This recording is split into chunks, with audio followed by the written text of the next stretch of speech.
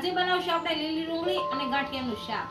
તો એના માટે લીલી ડુંગળી લીધી છે અને ગાંઠિયા લીધા છે. કશ્મીરી લાલ મરચું લીધું છે, ધાણા જીરું પાવડર લીધો છે, હળદર, મીઠું અને હિંગ લીધી છે અને જીરું લીધું છે. અડધું બાદિયાનું ફૂલ લીધું છે, 2 સૂકા મરચાં લીધા છે, 2 તમાલપત્ર લીધા છે અને લીલા ધાણા લીધા છે. તેલ લેશું અને પાણી લેશું. બનાવવાની શરૂઆત કરશું.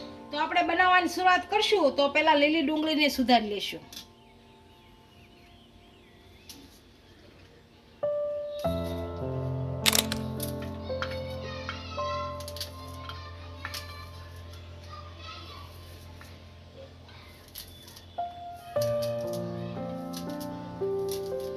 સફેદ ભાગ આ રીતનો સુધારી નાખશો, લીલો પછી સુધારશો.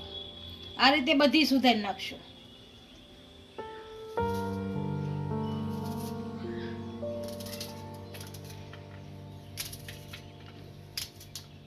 ડુંગળીને આપણે સુધારી લીધી છે. હવે આનો વઘાર કરી લેશું. ગેસ આપણે ચાલુ કરી દીધો છે. આમાં હવે તેલ નાખીશું. હવે આને ગરમ થવા દેશું. તેલ ગરમ થઈ ગયું છે. આમાં હિંગ નાખીશું. હવે જીરું નાખીશું.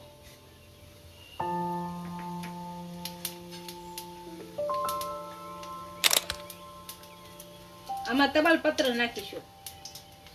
2 સૂકા મરચાં નાખીશું. આમાં બાદિયા નાખીશું. આ ગરમ થઈ ગયું છે. હવે કાંદા નાખીશું. કાંદાને આપણે સારી રીતના શેવવા દઈશું.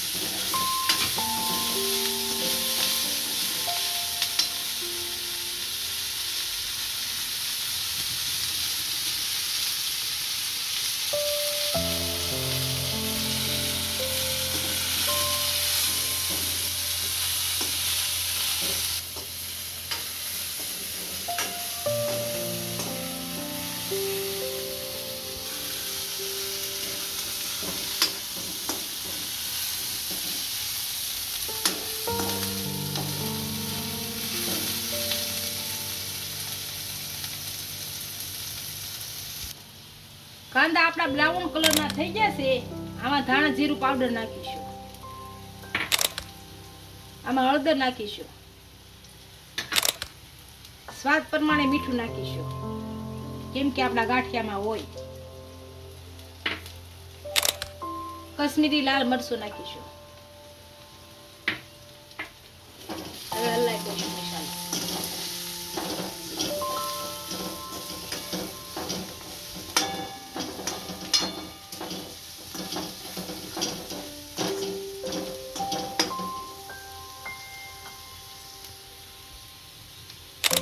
સેજ પાણી નાખીને ઉકળવા દઈશું.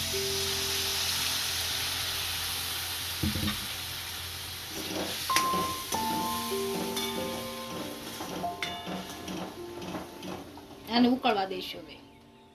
હવે આપણી ડુંગળી સડી ગઈ છે. આમાં ગાંઠિયા નાખી દઈશું.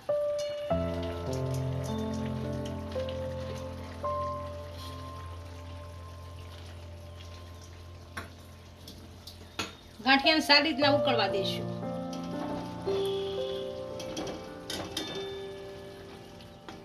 શાક સારી રીતના ઉકળી ગયું છે. આમાં ધાણા નાખી અને નીચે ઉતારી લઈશું. આપણે લીલી ડુંગળી અને ગાંઠિયાનું શાક તૈયાર થઈ ગયું છે. એને આપણે સર્વ કરી દઈશું.